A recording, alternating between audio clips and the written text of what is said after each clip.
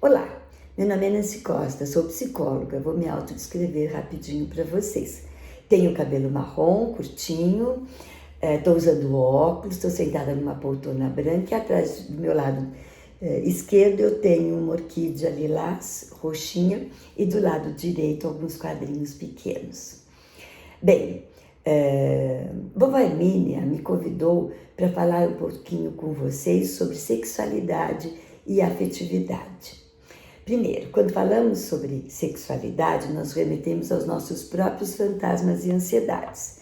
Então, precisamos estar bem tranquilos a conversar quando vamos conversar sobre isso. O que é a sexualidade, né? Ela é a parte integrante da nossa personalidade. Então, não existe sexualidade da pessoa com síndrome de Down, diferente de qualquer outra pessoa. Nós vamos falar sobre sexualidade e afetividade entre os humanos, ok? Por quê? A sexualidade, elas são necessidades que mediatizam as nossas relações com o mundo.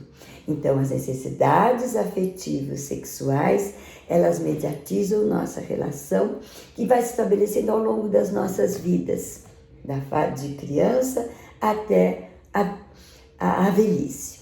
Ela é uma energia humana que cria uma comunhão entre preservação da vida e alegria de viver.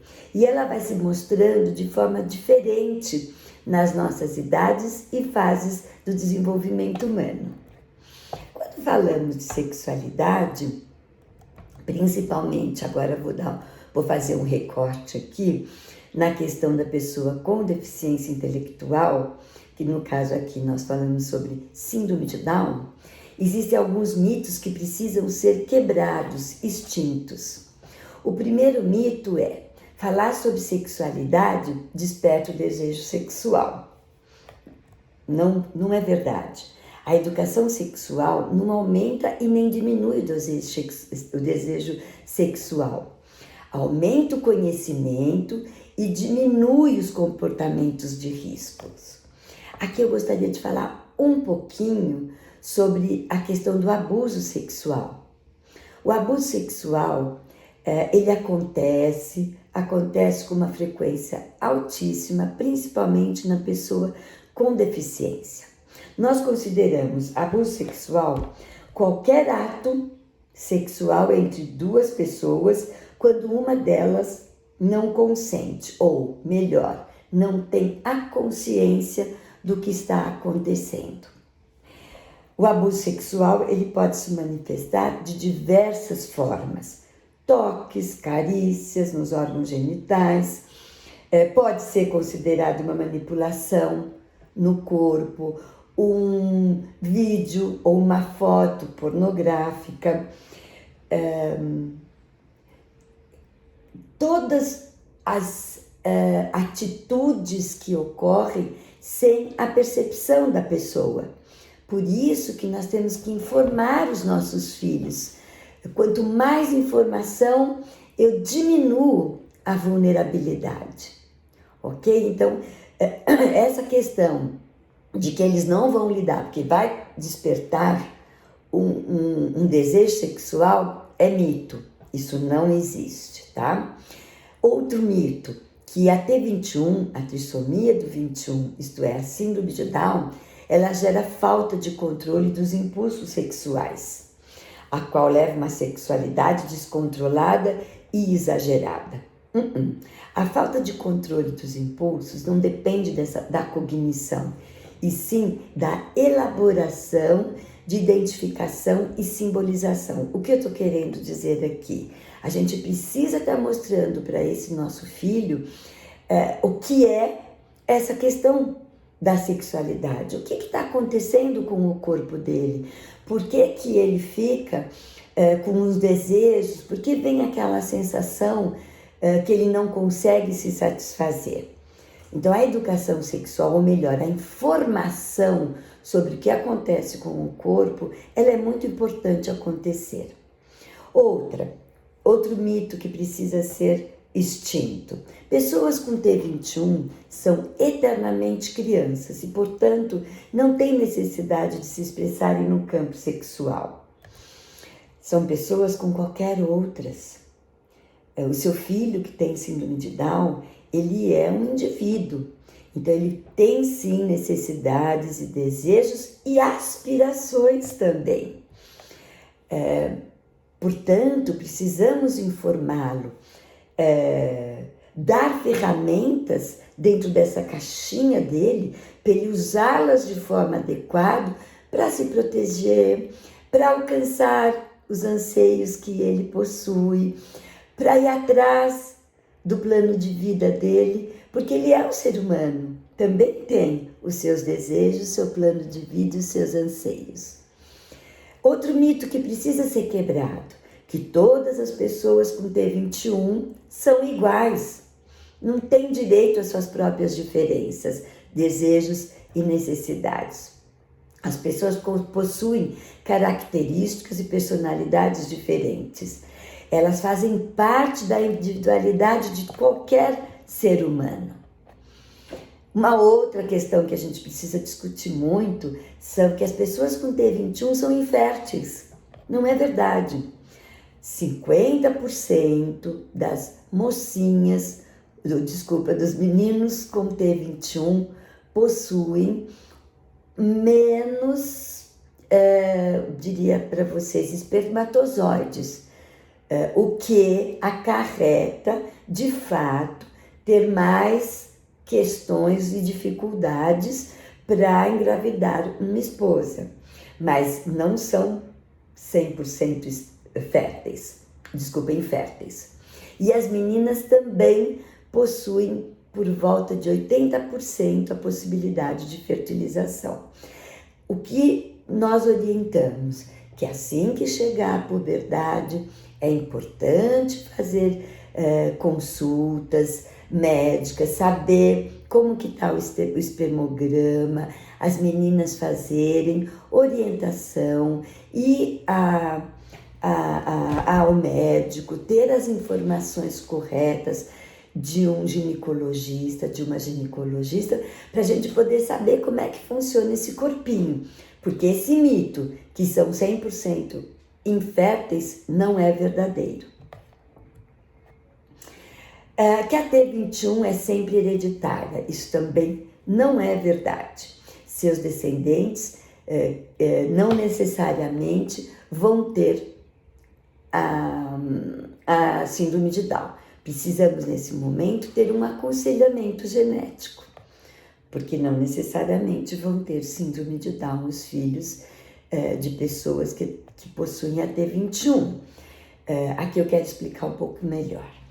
Se uma mulher com T21 engravidar de um homem que não tem a síndrome de Down, a T21, ela pode ter, sim, 50% da possibilidade de ter um filho com síndrome de Down, ou 80%. Não necessariamente é 100%. E vice-versa. O homem casando com uma mulher que não tenha trissomia do 21. Depois a gente pode marcar até um encontro para falarmos um pouquinho melhor sobre isso, ok? O outro mito que precisa ser extinto é que a pessoa com síndrome de Down, com T21, apresenta uma sexualidade exacerbada, ou que são assexuados. Não é verdade.